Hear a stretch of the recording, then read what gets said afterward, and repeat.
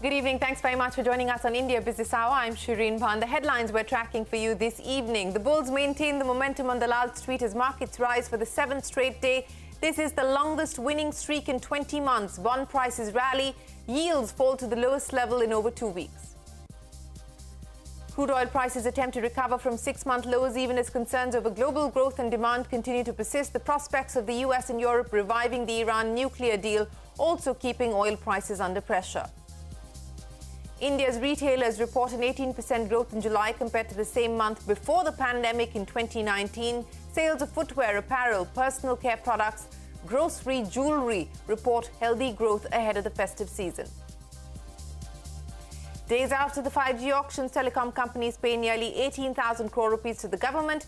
Airtel pays more than 8,300 crore rupees. Jio pays more than 7,800 crores. The Union Cabinet approves interest subvention of 1.5% per annum on short-term agri loans of up to 3 lakh rupees. The move is likely to cost the government nearly 35,000 crore rupees over 3 years. It also extends the emergency credit scheme for the hospitality sector by 1 year and increases the limit of guaranteed cover by 50,000 crore rupees. The DMK joins the Aam Aadmi Party and opposes the central government stance in the case against so-called Freebies. The Supreme Court observes there is no free lunch, but also adds that welfare schemes should be distinguished from freebies. The case will be heard again on the 22nd of August.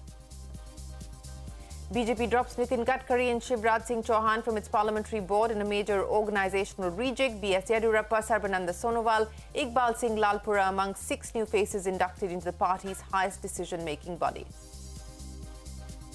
The union government claims to have broken the ice with FIFA after the global football governing body suspended India's federation, alleging undue influence from third parties. The government tells the Supreme Court 2 meetings have taken place with FIFA, also adds that it is unwise to disclose the details of the breakthroughs being made. After announcing his intention to buy British football club Manchester United, Elon Musk says it was merely a joke. Manchester United is currently rooted to the bottom of the league after a disastrous start to the new season. Well, let's start India Business Hour with what was another day of gains on the Lal Street. The 7th straight session where the Sensex and the Nifty have ended in the green, and this is the longest winning streak that we've seen in the last 20 months, going all the way back to January of 2021. The Sensex back above the 60,000 mark, and the Nifty is now closer to 18,000. Anuj is here with a wrap of the market action. Anuj, the bulls clearly in charge. Very strong day once again for the market, with the Nifty getting within a touch of 18,000. In fact, the Sensex has already hit 60,000, and this is after 5 months that the Sensex has managed to reclaim 60,000. The market breadth has been strong all through this run in August, and really the big catalyst for the pace of the move has been the FII buying. All through the month of August, FIIs have been on the buy side. In terms of individual names today, IT led the move today, so names like Tech Mahindra, HCL Tech and Wipro were all higher. Financial names as well also did well. Bajaj Finserv and Bajaj Finance, they have been on fire since the numbers, and both continued to gain ground. HDFC Life was the other one which did well. Then there were other gainers like Bharti Airtel, Hero MotoCorp, Hindustan Unilever. In the F&O space, we had big movers like Z Entertainment, ICICI Lombard and Trent. Well, it's very clear now that 18,000 would happen. Maybe it could happen as early as tomorrow. But is the market prepared for life after that and go to new all-time highs? Going by the recent evidence, it is. But let's see. Well, new all-time highs, is that on the anvil, Anuj? Many thanks. But in the money market, the rupee gained some strength against the dollar, even as it remains above the 79 mark. The 10-year bond prices rallying in trade, yields cooled off by over 1%. And Lata's here with a snapshot of the money market action. Lata, not just the equity markets, plenty of that mood spilling on to the bond market as well. Oh, absolutely. Bond prices at their highest level since August 4th, so the yields fall to 7.17. And if they pierce the 7.1516 mark, then actually they go to April lows. There is actually a combination, a riot of good news for the bond market. Start with crude prices, but more importantly, falling inflation numbers both in the United States and in India. The July inflation was the 4th straight month in a row that inflation levels have been falling, both on CPI and on WPI. And with all this good news, there was also a bit of a chatter that maybe it's time Indian bonds are included in global indexes. It's actually a Goldman Sachs report. But the chatter is growing that India was put under watch about a year ago, and by JPM, for instance, and maybe they will take a call in favor of inclusion sometime soon, which will mean some $30 billion of inflows. All this is FY23, 2023, but nevertheless, in the crowd of good news, that also participated. There was also a rally in the rupee market, and that again was because of lower crude prices and FPI flows. The foreign fund flows into equities have now grown into almost $2 billion in the past 2 weeks. And the rally would have been a little more, but for the fact that there was also active dollar buying. And people attributed this to the Max healthcare deal. KKR probably took away the money. This is just speculation. We couldn't confirm it. But we could confirm that there was a lot of dollar buying, which could also have been bunched up buying after a 4-day holiday for the bond and the rupee market. Now there is a chatter in the rupee market that the rally can go all the way for the rupee up to 78.50 if crude prices continue to fall or continue to remain in the 2-digit mark, and FPI flows remain the way they have been in the last 2 weeks. All right, Lata, many thanks for joining us. Lata was talking about crude prices. Well, they've risen only slightly, attempting to recover from 6-month lows on larger than expected drop in US oil and gasoline inventories. However, prices continue to be under pressure as concerns over global growth and demand persist. The prospects of the US and Europe reviving the Iran nuclear deal also weighing on the commodity market. Now, high inflation has not dampened consumer sentiment as initially feared, at least not yet. Retailers across the country have witnessed healthy sales in the month of July, reporting an 18% growth over the pre-COVID period of July 2019. Shilpa Ranipeta joins us now with more. Shilpa. Well, there is a visible recovery in retail sales as consumers are now returning to shop at malls and stores as they did before the COVID-19 pandemic. Now, according to the latest data from Retailers Association of India, retail sales in July increased 36% compared to July last year, while they were up 18% over the pre-pandemic levels of July 2019. Now, it's important to note, though, that July last year, the country was still coming out of a severe COVID wave where the sales were still much lower. Now, from a category point of view, quick service restaurant sales were up about 17% over pre-pandemic levels, and this growth is something that QSR players like Jubilant Foods have also been referring to. Now, beauty and personal care sales are still slightly lower compared to pre-pandemic levels at 3%, and the categories that are actually showing most traction are apparel and clothing and footwear sales, both of which were up above over 20% compared to 2019 and nearly 50% more compared to last year. Now, a good recovery is also being seen in food and grocery sales, in consumer durables and electrical sales, and also in jewelry sales. Now, while there may be some sections like personal care that are yet to recover fully and the impact of inflation is still a cause of worry, RAI says that the July numbers and the trend of recovery has retailers upbeat about the upcoming festive season. In fact, we also spoke to companies like Parle Products, V-Mart and Bajaj Electricals, listening to what they had to say about a recovery not just in demand but also in sales. You've seen a very strong revival in demand in the first 6 weeks. Last quarter, as you rightly said, was flattish as far as volumes are concerned. And whatever growth we saw was primarily driven by price hikes. So growth was, price-led and not really volume-driven. There is a recovery. There is some recovery, but still we are missing out the pre-COVID numbers. And I think things will get in control. Things are becoming better. People are becoming normal with the situation. There is an anxiety that definitely every household, which is the common household, which earns between 15,000 rupees to 40,000 rupees, has in terms of their savings and their management of their budget in their house. So there is a pain which is there. Q1, even in volume terms, if I compare to the last 1, 2 or 3 years, has been better. Maybe it's partly because of summer. We've had a good summer, after 2 lockdowns, but even compared to pre-COVID. So I just think slightly better on volumes. On actual value terms, of course, it's better. Well, that's the mood there as far as retailers are concerned, looking better than 2019 is the indication. In the telecom space, Bharti Airtel, Reliance Jio and Vodafone Idea have paid over 17,000 crore rupees to the Telecom department. This towards dues for the 5G spectrum acquired in the recently conducted auctions. Airtel paying over 8,000 crore rupees, clearing installments for 4 years ahead of schedule. Reliance Jio has paid over 7,800 crore rupees and Vodafone Idea has deposited over 1,600 crore rupees as dues to the DoT. On to a money control exclusive. Sources say software major Wipro has decided to pause variable payouts for the April-June quarter for the mid and senior level employees amid significant pressure on margins. Wipro's margins had dropped to 15% in the first quarter from 17% in Q4 of FY22. Wipro's move to hold variable pay and defend margins comes amid fears of a possible recession in the US, the biggest market for Wipro and other Indian IT companies. State Bank of India continues to see demand for home loans despite a marginal hike in rates. SBI Chairman Dinesh Khara says there's been no tapering in demand despite the hike in rates as things currently stand. I have not seen the demand tapering off, and earlier also my impression is that, if at all interest rate goes up marginally, then perhaps it may not have any significant impact on the demand for the homes.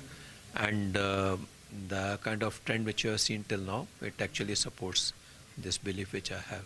Well, that's the SBI chief. Shifting focus to India's newest airline, Akasa Air CEO Vinay Dubey mourning the death of airline promoter Rakesh Jhunjhunwala, calling it a deep personal loss. Dubey said Akasa Air is on track to honour Jhunjhunwala's vision to make Akasa Air India's top-notch airline, assuring that the airline's growth is secure. Dubey added that Akasa Air has the financials to induct 72 aircraft over the next 5 years.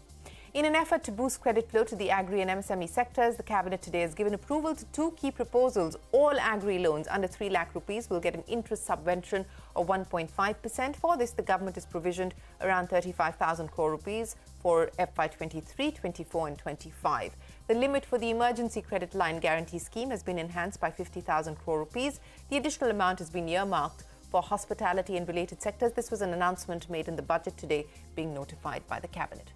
The DMK has now joined the Aam Aadmi Party and opposed the central government's stance in the case against so-called freebies. The apex court has observed that there is no free lunch, but also added that welfare schemes should be distinguished from freebies. Ashmit Kumar is standing by with more on what transpired in court today. Ashmit, the welfare versus freebie debate, take us through what the court observed and what the pleas are now stating. Well, indeed, the Solicitor General appearing for the centre, in fact, began the arguments by pointing out that it would be immature to argue that social welfare can be achieved only through distribution of resources for free, and that seems to have inspired some observations from the apex court. The Supreme Court, in fact, observed that there are no free lunches, that as far as welfare schemes are concerned, that needs to be distinguished from freebies, and therefore freebies in turn need to be defined. Supreme Court went on to say that that access to education, in fact, asked this question of the centre as well as the state governments, that free access to education, healthcare, electricity, can all of this be defined as freebies in the first place? In fact, the Supreme Court also made a reference to the Manrega program and said that that is something that, in fact, has helped uplift various millions of people in terms of assuring dignity of living. Further, the Supreme Court went on to say that promises don't alone win elections. There are parties that have often made promises but have not been voted back to power. So the public wisdom is also something to consider. So keeping that in mind, given that the whole host of parties have now come forth and sought to intervene, for instance, DMK has sought to intervene in this matter. DMK, in fact, even took a dig at the centre, pointing out that the tax waivers, the loan waivers given by the centre to various conglomerates, that too should be considered by the apex court, and that there can be no straitjacket solution or definition for freebies. Demographics keep changing, the needs and requires and the nature of inequalities which are sought to be addressed also keep changing. So that's the DMK's rationale. But given the whole host of stakeholders here, the Supreme Court has said we will allow time to all the parties to submit their suggestions and their arguments by the weekend. This matter will get taken up on Monday, that's August 22nd, and that's when the apex court will again dwell on the question of whether or not an expert panel is required to deliberate on this issue going forward on the critical issue of freebies. Back to you. With many thanks and more action in court, the union government claims to have broken the ice with FIFA after the global football governing body suspended India's federation, alleging undue influence from third parties. The government has told the Supreme Court that 2 meetings have taken place with FIFA, also adding that it is unwise to disclose the details of the breakthroughs being made. And staying with court orders, Malayalam writer and activist Civic Chandran, who was accused of sexual harassment, has been granted bail after a court in Kerala observed that the sexual offence charge will not stand when the woman was wearing sexually provocative clothes. The court passed its observation after the accused furnished photographs of the complainant along with the bail plea. In a relief to AIADMK leader O. Paneerselvam, the Madras High Court has ruled that the appointment of P. Palaniswamy as the party's General Secretary is invalid. The court further ordered a status quo, as was the case on June 23rd, which means the party will remain under the joint leadership of Paneerselvam as coordinator and Palaniswamy as his deputy. There is a new threat to global food security, and it stems from fears that India's rice cultivation may not meet expectations. This comes even as 2 weeks ago, RBI Governor Shaktikanta Das emphasized the shortfall in paddy sowing, although buffer stocks are above par. The question, however, remains, what ails India's paddy crop? As part of our series, What's Ailing Rural India, Jude Sunnett travels to India's rice bowl, the Kaveri Delta region, to look for answers.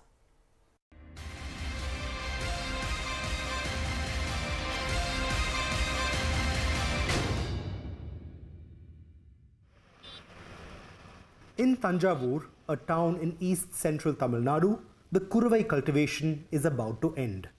The Tamil word refers to a short-term harvest over a 4-month period between May and August. During the season, around 3.2 lakh acres of paddy are sown along the banks of the river Kaveri. This year, though, water from the Kaveri did not make it to these fields on time, and the cream of the crop is withering away. On average, the kuruvai crop sown here in the Kaveri Delta has a life cycle of about 120 days, of which 80 require water in abundance. The problem, though, is that it is precisely this period that sees water required by these crops collect in catchment areas in Karnataka, only after which it is released to Tamil Nadu's agrarian districts. The result is only about 30 days of water supply, often at irregular, unpredictable intervals. This spells disaster for Tamil Nadu's paddy fields, many of which do not have the support of artificial irrigation systems.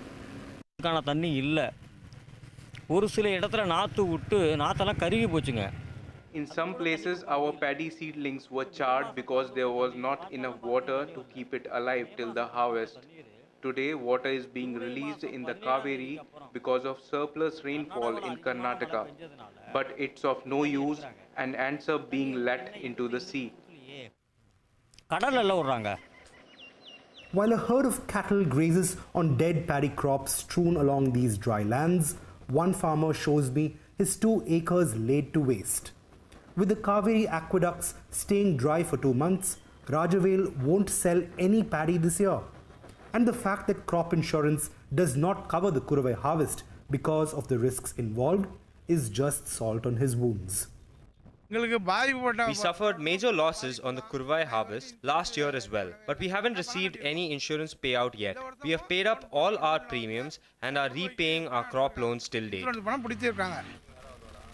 To get around this problem, some farmers try to delay sowing their paddy. But other factors, like the onset of the northeast monsoons, have ruined their harvest. Then there are rules, like the paddy procurement policy, which mandates that crops brought to procurement centres not have more than 17% moisture. That's impossible once monsoons set in, and so many of the sacks that do make it to the centres are rejected. An acre can supply us 40 sacks of rice. But today, we just about managed 30 bags of damage due to rains and rejected stocks. Because northeast monsoon comes in the time of harvesting of the kuruvai. So that time we are facing a lot of problem. We are not able to bring the grains from our field to the direct purchase centers. We are losing our grains also. Farm associations say the only way forward is if the government intervenes to get Kaveri water released on time. The Supreme Court ruling mandates that 177,000 million cubic feet of Kaveri water be released into Tamil Nadu every season. But Karnataka claims this can't happen unless its own reservoirs fill up first. Harvesters now want lift and tunnel irrigation channels to save the crop. National Water Dispute Act is very clear. Who are the tail-end area farmers, tail-end area beneficiaries, they should be preferred the first priority. But they are not maintaining. The Tamil Nadu government has not committed to state-level intervention, but has promised compensation for farmers with crop losses. As things stand today, the Kuruvai sowing and transplanting process has come to a close. We understand there are issues with insurance payouts for certain farmers and are looking at compensating them through the disaster relief route.